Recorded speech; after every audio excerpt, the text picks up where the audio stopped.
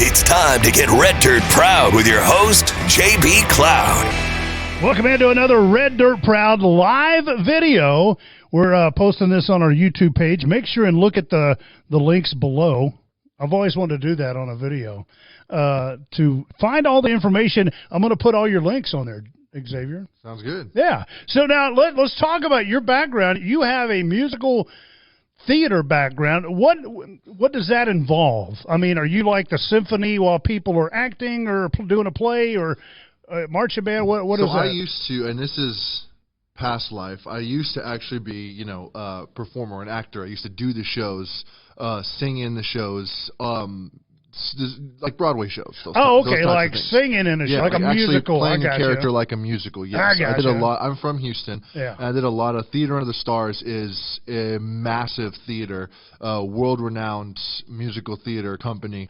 And they have their own like 3,000 seat theater.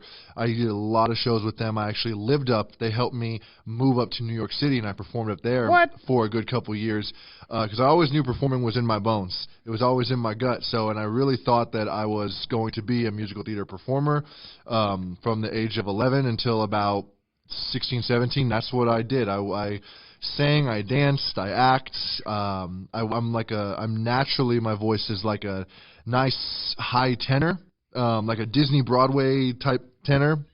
But then honestly, one night in New York City, I just kind of got the bug about country music. I had joined a country western swing group right before I had left for New York City, and I was there for about a year and a half. I was performing with them, and that's when I first fell in love with country music. I was still doing my musical theater thing, but that's when I was first introduced to the whole genre as a whole, where I wanted to really like listen to it all the time. I wasn't really sure. I loved singing around with it when I was in the car driving to different places and whatnot, but like I said, my voice was a Disney Prince Broadway type voice. I can see you doing that. What's that guy from Beauty and the Beast who wants Belle? Yeah, Gaston. Gaston. Yeah, see, I've played the Beast 3 times. Gaston's the one I want to play. He's the one I actually want to play.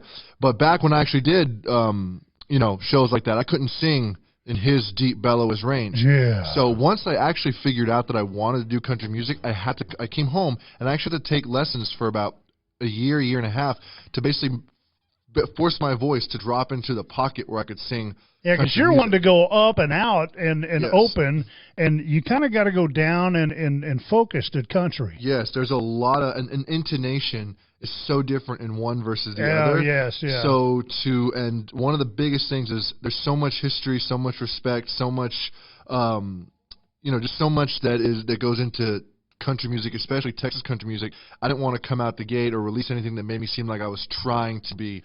Country's like the drunk, slurred version of proper English. It is, and it's one of those when you listen, it sounds like it's just a nothing type thing, like it just kind of comes naturally. Yeah. But at least for me, and the way that when I was being taught that there is actual like intonation as we try to sing these things, and so that was different for me to learn, trying to not hold out notes and be strong in places that I don't have to be strong in. And one thing relaxing. that helps, and a lot of people from up north don't understand that, a lot of times it's the way we talk, and especially if you're around some cowboys, that working ranch cowboys, they talk kind of like the old country songs. Mm-hmm. Yeah.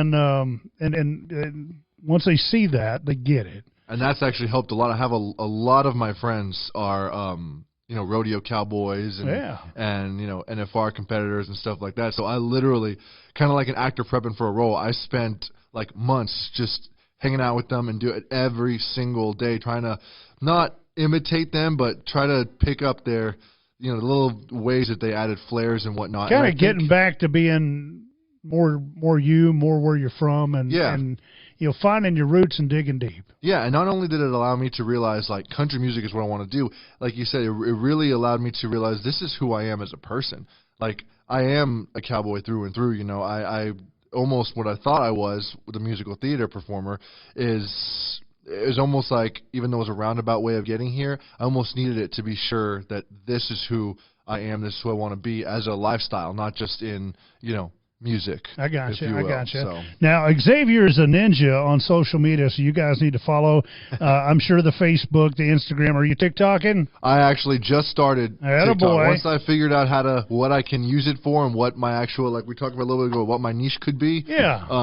I figured out how to start. I see a lot of artists just sitting on the couch playing, and you got to do more than that. I literally was talking about that earlier. Yeah. Scotty Alexander. Look up Scotty Alexander. He's a perfect example. And you two would understand each other if y'all hung out. Well, I use that one to actually kind of showcase a little bit more of my artistic side that I like, because Instagram is where I live. That's where I normally live and post and do everything. But I realized TikTok I can use to be a little more creative. Yeah. I've actually posted a tap dancing video on there before that said, have you ever seen a country music singer do this? And it's a boom, and it's a whole different You know what? Yeah, thing. do it. Tons of hits on that one. Sometimes I will do a guitar cover, but I'll take a generally Broadway or pop song and make it country. Stuff like that is what I've being able to use that side of me, more my musical theater, and mixing it in with who I am in the country music world. So that's kind of my niche at the moment. You ought to do a country version of the Gaston song. Yeah. Yeah. Speaking of songs, let's let the guitar talk and you let her rip. All right. Let's hear some Xavier Joseph on Red Dirt Proud. Yeah. So this first song I want to play for you guys, this will be my current single on the radio right now. This is titled Tumbleweed.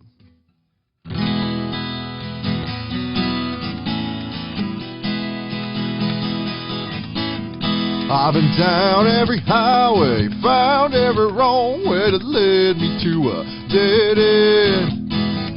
Laid on the throttle, put back 1,000,000 bottles, turned some strangers into friends. Chasing brown eyes under a lone star sky, right across the Neo Grand. But when I'm with you, girl, I just want to stay right where I am. Every train runs out of straight steel tracks. Red-tail hawk needs to land. Firestone's gotta burn their tread.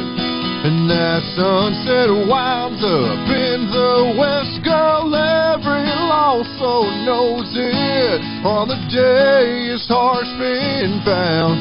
Yeah, even a tumbleweed settles down.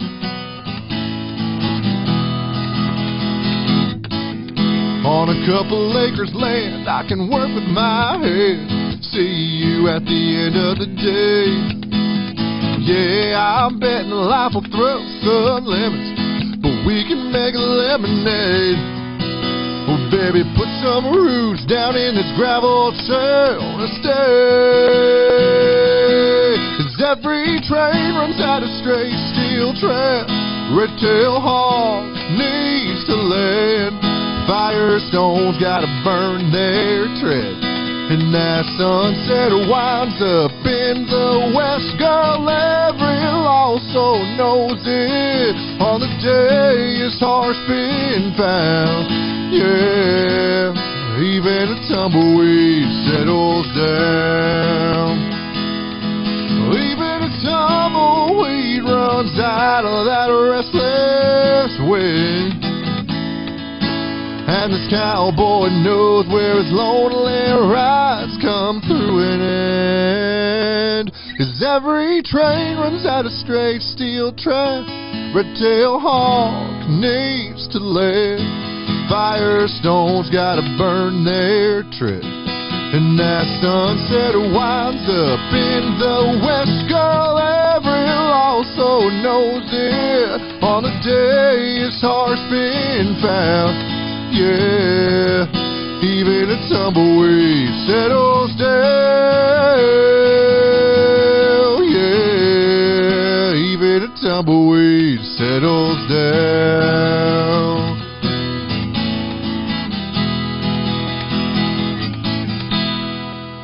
And the crowd goes wild. Xavier Joseph, Red Dirt Proud. Now, what's the coolest thing about Texas and Red Dirt music that you've experienced so far, touring and playing shows? What's the coolest show you've played so far? So one of the absolute coolest shows that I've played was actually I went to Maryville, Tennessee. I was opening up for Mustang Sally Band. and the crowd there. It was Tennessee, but it was a true Texas red dirt crowd. Like, this stuff is spreading. It is, and they, it was one of those that I would play a certain song that, we had a couple different songs in our list, in our repertoire, and I would play intros and just kind of being ready to, like, maybe if it was too Texas and they didn't know it because we were in Tennessee, I was like, pivot real quick and we'll play something else. Every Texas song I played, they were just like losing their mind. They were so excited about everything. Plus all the originals, they were just like singing along with them. And some of them heard them for the first time right then and there. So I mean, they were like into the music. But this was a massive venue at like a Harley Davidson center. It was just one of the coolest shows that I had done. And this was 2021 was my first true year pounding the pavement and hitting the road as a true country artist. So to be on a stage like that was in my first year with my new band and everything was just kind of an unbelievable, surreal moment. It was. I've got to sing twice, and I know what you guys go through because I was nervous, but then that rush you get when the crowd reacts, that was pretty awesome. I mean, I got to sing a Charlie Pride song one time, and then I got up and sang "Let It Roll" with Roger Krieger, which I about messed my pants. But then I get it, you guys. You can't explain it. No, it's an amazing feeling, and I'm a performer through and through. I feel like above everything else, being a performer is where I shine. So every single stage is slightly different, bigger, smaller. And that was not only was it a great crowd and everything, the stage was huge. So I could take the mic and run around with it and do what I needed to do because I love to really just take up a stage and, make it my own. What's a big goal for 22 for you? A big goal for me is to secure a lot, in terms of actually live music, is to secure more opening spots with different artists that I respect. That's a big thing because this last year was me kind of finding my footing with my band, figuring out, actually making my mark and setting myself apart and actually letting people know that I exist in this field. I was at every event that I could be at. We did 56 shows last year, and that's with taking a 3-month break for having a baby girl. So we were Congrats. Thank you. We were traveling everywhere, doing everything. I had my first top 50. I did everything I could last year and more to secure myself as, look, I'm a new upcoming Texas artist. So this year, I really want to expand and perform with different artists that I look up to and respect. I want to actually I went top 50. My goal is to get top 35. So we have a couple different things in there. We got, Spotify goals, we got radio goals, we got live music goals, we got everything going. But those are probably the biggest ones. What's the one song you have in your pocket that's your go-to song to wow the crowd? My biggest go-to song that I would play when I'm in a crowd, because it's my favorite, is "You Look So Good in Love." Oh, wow. By George Strait. That is my favorite. I always get a little bit nervous in that one as well. Would too. It's such a great song. Yeah. But I love that one so much, and that's the one song that I feel, I have a lot of slow ballad type songs, if you will, but there's sometimes in a crowd like those don't work. There's never a scenario where that song doesn't work. No matter how rowdy everyone's getting, you play that song and everyone will just start singing along, start dancing. Like, that's the song. Do you have another one of yours in your pocket that you want to sing? Yeah, I do. My absolute favorite song to sing is my first top 50. This is Worst Best Way, the one that kind of started the whole thing last year. So this is Worst Best Way.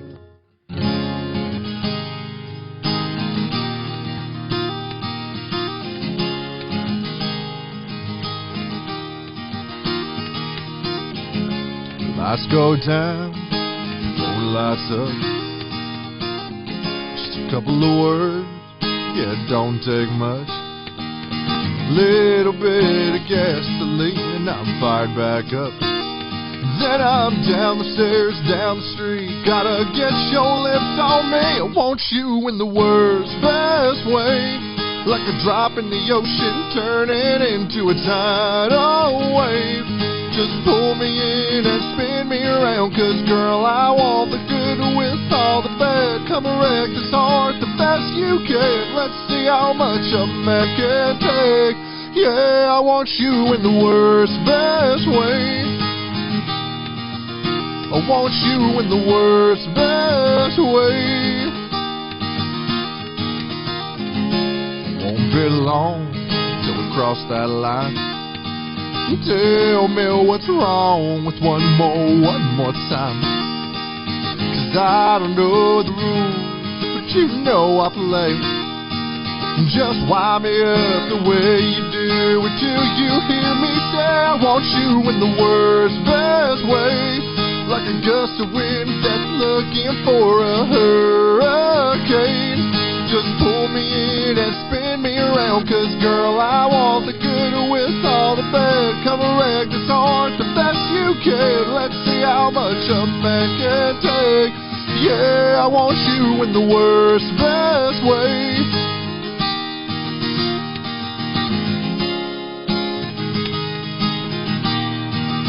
I want you in the worst, best way. Like a drop in the ocean turning into a tidal wave. Just pull me in and spin me around, 'cause girl, I want the good with all the bad. Come and wreck this heart the best you can. Let's see how much a man can take. Yeah, it's just a matter of time until I break. Yeah, I want you in the worst, best way. I want you in the worst, best way. In the worst, best way. Yeah, I want you in the worst, best way. And the crowd goes wild. Xavier Joseph, everybody! I'm going to throw my underwear at you in a second. Hey, make sure and look in the description of this video on YouTube. Make sure and subscribe to the YouTube channel. I've always wanted to say that, too. This is the first time. Yeah. Facebook, Instagram, we'll have all of his links on there, all of our links on there. And, man, thank you guys for watching the video. And thank you for taking the time to come up. You're leaving here and going to Snyder. Yes, sir. Thank you for having me out. You bet. Are you going to be at the Texas Regional Radio Music Awards? I will be. I'm excited. Last year I was there, but my wife was pregnant, so we didn't get to bring her. And this year I'm excited because we're going to make a whole date night of it and go to the show before. Oh, it's a great time. Up there and you just get to hang out with all the artists. Talking about it and hobnobbing, and that's what you need to do. Yeah, I had a fantastic time last year. John Wolfe is one of my biggest what a great guy. So, being able to literally just, see him right there and walk up and just, talk to him a little bit. I didn't recognize him at first because, I'm used to him wearing short hair and a cowboy hat, and he's all in a tux or suit and got an afro thing going. And he said, "Hey, man, what's up?" And I'm like, hey, what's up? and I just went about my deal, and I finally went, I went, wait a second, I know that guy. And I went over and I said, dude, I'm sorry, you totally look different. Yeah, no, it's a great time. He cleans up. He does, and that's I also love that event because it's with the pandemic and stuff, I haven't had many chances to dress up and kind of show off my upscale look. So last year was like the last time I got to dress up to go out somewhere. So I'm excited to be able to do that again. You should. All the artists should have to wear name tags, so we'll know. But I hate name tags because if they're on women, I have to look down and feel like they're staring at their chest or something. Yeah, well, we're all becoming such good friends. We're all starting to know each other by name. There you go. It's good. Thank you so much for coming by and hanging out. Good luck to you. Thank you so much.